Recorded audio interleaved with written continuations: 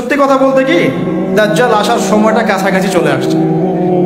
এবং দাজ্জাল যখন আসবে, মানে মানুষের রূপে যখন বের হবে, তখন সে এইদেরকে নিয়েই বিশ্বটা শাসন করবে। সে রুলিং স্টেট হবে এবং দাজ্জালকে নিয়ে সে পুরো বিশ্বটা শাসন করবে। কতদিন? নবীজি বলেছেন 40 দিন। কতদিন? প্রথম দিন হবে 1 বছরের সমান, দ্বিতীয় দিন 1 মাসের সমান, তৃতীয় দিন 1 সপ্তাহের সমান, বাকি দিনগুলো আমাদের দিনের মতো। এই শাসন না হওয়া পর্যন্ত কিয়ামত হচ্ছে না। আর এই শাসন ততক্ষণ হচ্ছে না যতক্ষণ মহাযুদ্ধ না হচ্ছে। আর মহাযুদ্ধ না হওয়া পর্যন্ত ইমামুল মাহদিও আসছেন না। মাহদি তখনই আসবেন যখন মুসলমানদের অবস্থা এরকম খারাপ হতে থাকবে। আর মাহদি না আসার আগে দাজ্জালও মানুষের রূপে বের হবে না। এখানে ওখানে যে আনাচে কানাচে মাহদিগুলো বের হচ্ছে, এরা মাহদি নয়। গোলাম আহমেদ কাদিয়ানিও দাবি করেছিল যে ও মাহদি। ও প্রথম বলেছিল যে আমি মাহদি, তারপর বলেছে আমি হচ্ছি ঈসা, তারপরে বলেছে মাহদি ঈসা একই, আমি দুইটাই।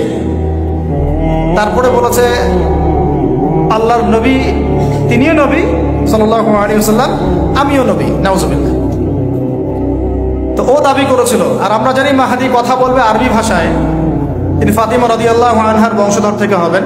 আর এই মাহদি কথা বলতো পাঞ্জাবি ভাষায়, পাঞ্জাবি মায়ের সন্তান।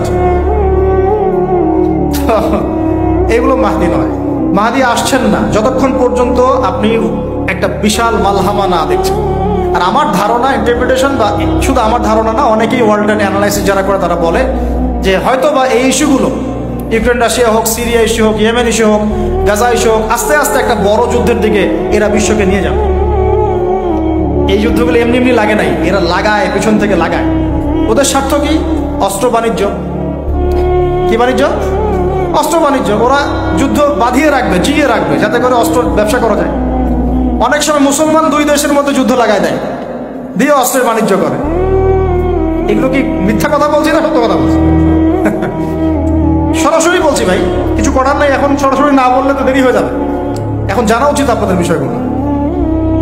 তো আমাদের ইন্টারপ্রিটেশন যে এটা হয়তোবা চলে আসতে পারে। চলে আসলে পরে বিশ্বের অবস্থা কি হবে সেটা ভাবতে হবে আমাদের। করোনা ভাইরাসে বিশ্বের যে অবস্থা হয়েছে, আর আমি বলে দিই, করোনা ভাইরাস কোনো মহামারী ছিল না। এটা কোনো মহামারী না। এরকম হয় না মহামারী। মহামারী মানে একটা এলাকার র্যাপিডলি মরে ধুয়ে সাফ হয়ে যাবে, এটাকে বলা হয় মহামারী। আপনার জ্বর হয়, আমার হয় না। আপনি মরেন, আমি মরি না। আপনার বেশি ইফেক্ট হয়, আমার হয় না। এমন মহামারী, সার্কাস মহামারী হয় না। এগুলো কোনো প্যান্ডামিক না, ওগুলো বুঝায় মানুষ।